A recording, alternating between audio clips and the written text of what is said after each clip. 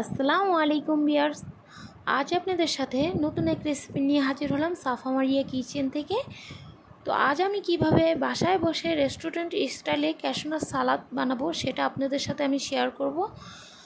আমি এখানে একটি ক্যাপসিকাম কেটে নিয়েছি, সাথে নিয়েছি 2টি টমেটো কুচি, একটি শসা কুচি আর একটি গাজর কুচি।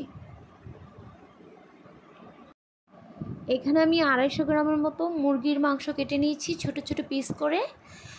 এখন আমি দিয়ে দেব ধনিয়ার গুঁড়ো আধা চামচ, গরম মশলার গুঁড়ো আধা চামচ, গোলমরিচের গুঁড়ো আধা চামচ, মরিচের গুঁড়ো 1 চামচ, আর দেব সয়া সস 1 চামচ, সাথে দেব আদা রসুন বাটা 1 চামচ, 1 টুকরো লেবু ভালো মতো চিপড়ে। এখন আমি মাংসটাকে মেখে নেব। এখানে আমি একটি বাটিতে একটি ডিম ভেঙে নিয়েছি।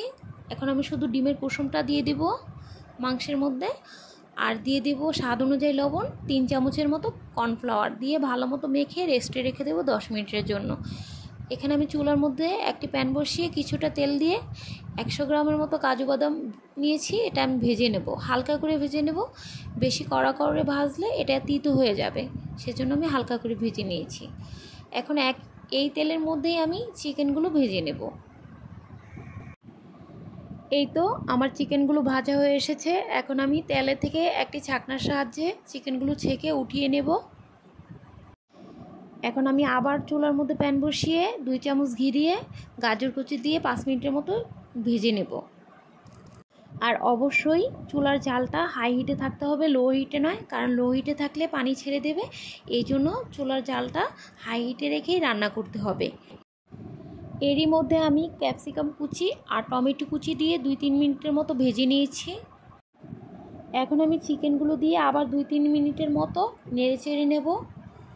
আর দিয়ে দেব টমেটো সস 3 চামচের মতো, সুইট চিলি সস 3 চামচের মতো, আর সয়া সস 1 চামচের মতো দিয়ে, আর সাথে দিব কাজু বাদাম অর্ধেকটা দিয়ে ভালো মতো নেড়ে চেড়ে নেব। আর বাকি অর্ধেকটা আমি ডেকোরেশনের জন্য রেখে দিয়েছি। চাইলে বাসায় আপনারাও একবার ট্রাই করতে পারেন, কারণ এটা বোঝা যায় না যে বাসায় তৈরি খাবার, একদম পুরোপুরি রেস্টুরেন্টেরই স্বাদ। তো এখন আমি দিয়ে দেব শসা কুচি। আমি 1 মিনিটের মতো জাল করে নেব, কারণ শসা থেকে পানি ছেড়ে দেবে। এই তো দেখেন আমার রেস্টুরেন্ট স্টাইলে ক্যাশনার সালাদ রেডি। তো আশা করি সবার ভালো লাগবে। অবশ্যই ভালো লাগলে একটি লাইক, কমেন্ট, শেয়ার করে দেবেন।